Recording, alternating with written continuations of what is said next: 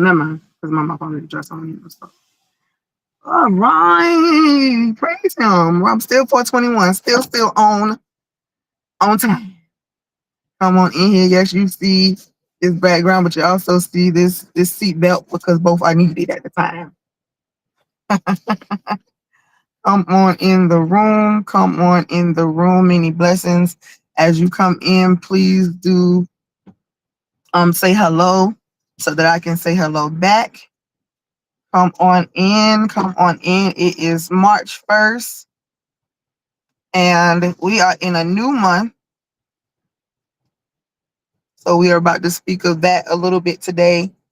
And we're also going to get into this message that you see in this title, Love as the Master Healer. I'm going to go back forward for today. I'm going to go back to the book, one of the books that started all of this. Go back to Love as the Master Healer. And this is my personal, I do testimonial books every now and again. And this is one of those, Love as the Master Healer, a spiritualistic journey to wholeness. And so that is my take on what salvation, enlightenment, awakening, coming to the self. That's my book on that. What it took for me to actually have the faith experience, the love experience, understanding God as love, understanding love as all, and understanding love as master healer. The answer to every problem, to every question, the problem to every solution, and the healer of all wounds if we let it. And so I want to really speak today from that perspective as to what that is as a personal journey. And yes, I'm going to talk a little bit about my personal situation right now without putting, throwing shade or any of those things. I'm going to talk real talk with you today about how we come to this place of maturity in life, how we all go through the same experiences, just in different clothes, right? We go through the same experience, that experience of coming to the self, that experience of knowing the self as God and God is all. And that should put us in a place of humility and respect and reverence.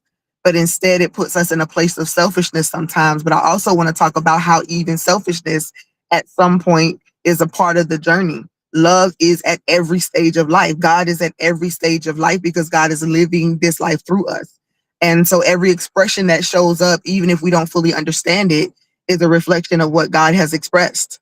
And so because God is expressing it, we have to get to the point of understanding it. And we want to make sure, blessings upon blessings. Thank you guys for jumping on. Thanks, Julian, Daniel. Thank you for joining us today. So we want to talk a little bit about that today. And I want to share with you much of this full circle moment for me and some of the lessons that love, God teaches us, I am teaches us along the way in order to bring us to a place of full enlightenment, or to the place that we can call our soul's salvation, or the place that we can call the place of awakening. But I call it returning to the self. And it always reminds me of the story of the prodigal son. And I think I mentioned it someplace inside Love as the Master Healer, the book. If you don't have that one, go ahead and grab that off of Amazon. But I share about that prodigal moment.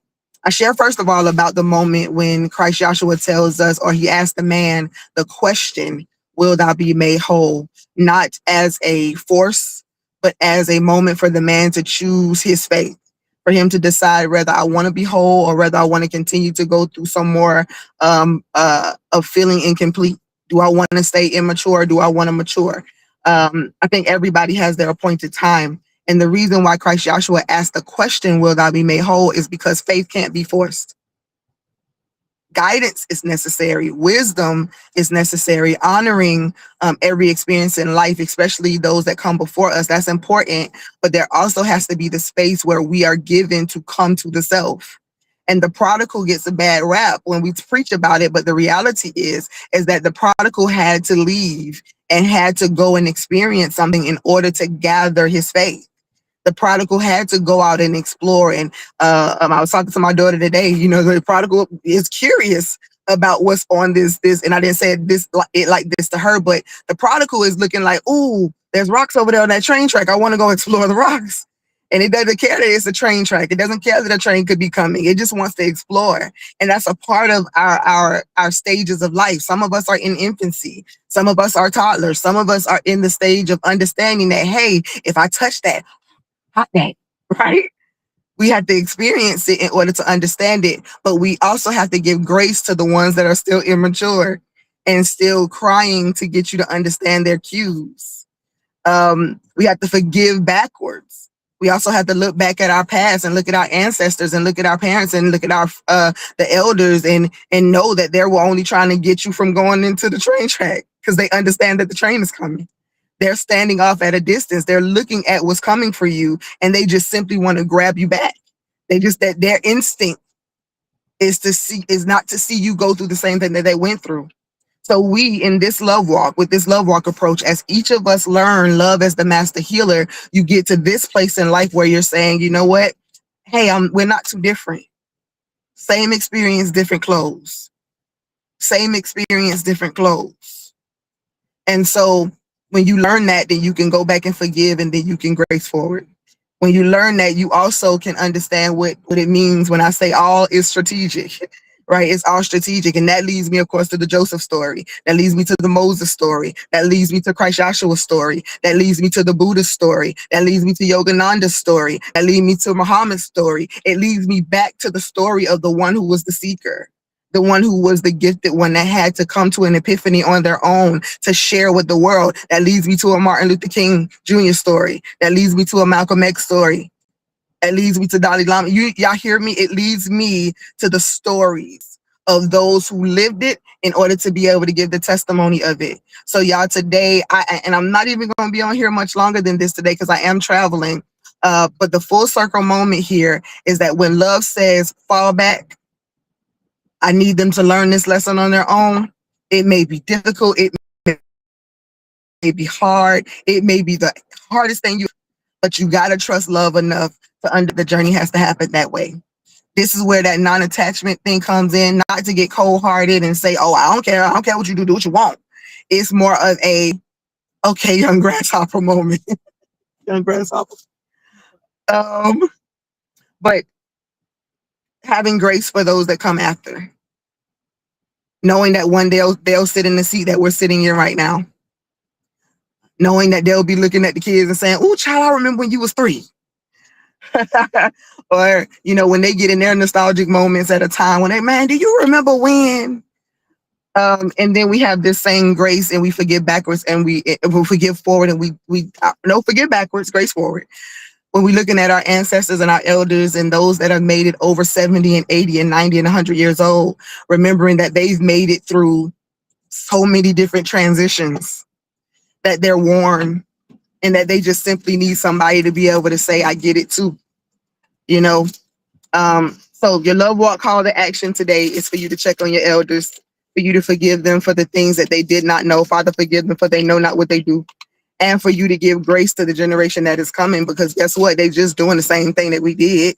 And so let's find a balance. It doesn't mean don't try. And yes, there are some that are so rude in this generation that you might want to jack them up. But remember when you was rolling your neck and rolling your eyes, and give grace, but still do plant the seed. Plant the seed. They get upset about it, okay. But when they are sitting with their kids and grandkids, and the grandkids start telling them about the boy they met at school in the lunch line, don't ridicule them for it. Remember how you felt with your first little butterflies. Love as the master healer teaches us how to be able to identify and to resonate with people. And the love walk approach teaches us that if we can understand this, then we know God. Then we know love, because God sees every single perspective, because God is living every perspective. And when we understand God is love, then we'll begin to forgive and to release so that we can walk into a new season. And so before I go, that leads me to this. There are going to be a couple of books or ebooks that are released this month, and I want you to look out for them. But I also want you to look out for the prophetic insight for March 2026. It's coming out today. Blessings, Nadia. Blessings, Destiny. And blessings, Jonathan. Blessings, May Love. I want you to look out for this prophetic word, and because this is the month of healing through forgiveness, and release. Because April is a reset month for many. That Aries energy gonna be in full bloom at the end of March around April. But we know that's that high energy fire, it's about to be some things moving and shaking. Some of you are about to shake hands with some many great people. Influencers are about to come out of nowhere for those who are who are prepared. There's going to be a lot of you that are getting notoriety, a lot of you who are being congratulated on the seeds that you have sown. You are about to see harvest. And I know for some people, they're like, no, but the harvest is normally in the later months. You will have that harvest as well. But we're coming into spring. So blooming is about to happen. And so it's time for the reset. And so for those of you who need to be guarded with some stuff for allergies, you got allergies. It's coming up. Let's go ahead and stock up, right? Let's go ahead and start doing some preparation. And get prepared for what's sown. Please do not get discouraged. You are about to start reaping, but you also, reap what you sow. So if you cannot put yourself in a place of forgiveness, if you cannot release other people for not being as perfectly human as you think they should be, you ain't as perfectly human as somebody else think you should be either. So we got to give grace where grace is due. It's time to forgive. And I don't mean to make that sound light, but I want it to become just that light for us. That's what Christ Joshua was trying to say when he says that, listen, forgiving 70 times 7 times a day. He's saying, make it that light. Because the same way you need the grace, you're going to have to learn how to give the grace, right? He says, forgive, or the Father in heaven can't forgive you. The Father in heaven can't forgive you. For the kingdom of heaven is within you. You walk around with the guilt, the shame, all of this stuff, but it's time for the release to happen. Nevertheless, look out for the full prophetic word that will be coming out later tonight. For March 2026. If you're sowing today, which I pray you will, if you receive anything from what I'm saying, go ahead and connect to us and become a Love Walk Vision partner by honoring what was poured into you today. If it answered a question, if it responded to something you was praying in your private time, then honor that. And those numbers we're going to be dealing with are 3, 8, 5, 7s, and 9s. So you mix that seed up however you choose. And remember your principles. Right? If you can help it and you're sowing sparingly into anything that pours into you and you receive sparingly, it's not that the person is stingy. It just means that God is allowing the fruit to bear. And so we got to change our mindset about how we honor others. We got to change our mindset about how we honor their businesses. If you want promotion, then don't be stingy on promoting others. If you frowning up because, it's about me and I got to get my business out there. But as soon as somebody, asks you to share a flyer, you got a problem. You got to start checking your fruit. All right. So let's get into it. But again, only if something resonates. Other than that, this is not, you don't have to give unless you choose to give. But if it does resonate with you, please do consider that. We have some things coming up this year. We want to fellowship with you guys in person. We got to pay for spots. We have to be able to honor those who are giving their space. And so if you're blessed here, you honor this space and then we get to bless them, right? For making space for us. So it's just circulation. The books will be out soon. The prophetic word will go out today. And I want to say this also to those of you who are waiting for the outcome of what you've been praying for. Here's my full circle moment of testimony I was going to share, and I won't go into full detail, but last night for me and my daughter was the end of a 1.5-year cycle almost. And it wasn't just a liberty for her or a liberty for me. It was a liberty for the collective.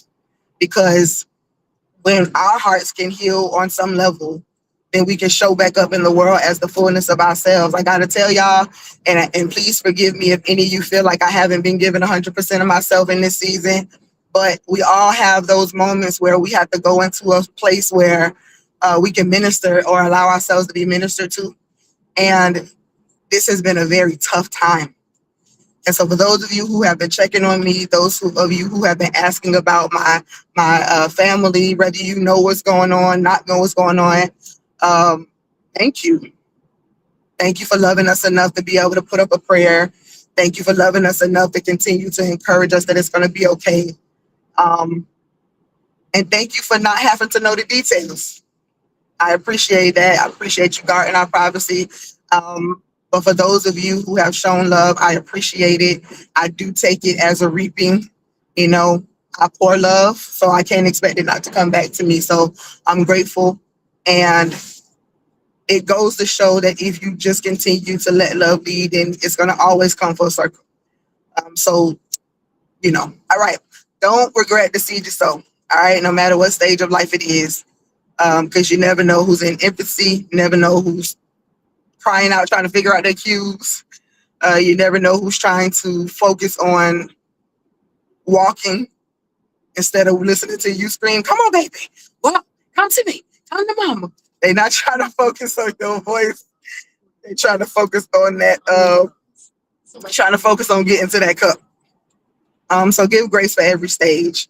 Look out for everything that's getting published this week. And also, the Treasures Arc of Love is open. The Treasures Arc of Love is open. I believe that is in the description. It is free to join us. But then if you're going to get into the coaching side of things, the mentorship side of things, then everything that you need to know is there. You invest in yourself in that way, but it is open community space for us to come together, be encouraged. It's a nursery over there. We're doing things in stages. There's going to be the watering. There's going to be pruning. There's going to be some gentle cuts, but there's also going to be some, hey, what that heart look like moments, all right? In your face moments. But it's all love. I pray that you remember that. All right. I love you all just because I can. Thank you. Thank you for your time. Thank you for jumping in here today. Let love be your master healer. It's a journey. But when you finally get to that place where you feel completely liberated, number one, in being the truth of who you are, but learning how to give grace to others to do the same, that's that moment when you can say that you're loving your neighbor as yourself, and you living out the truth of it, even if you still fumble the ball sometimes. There's grace for that too. All right, y'all. Many, many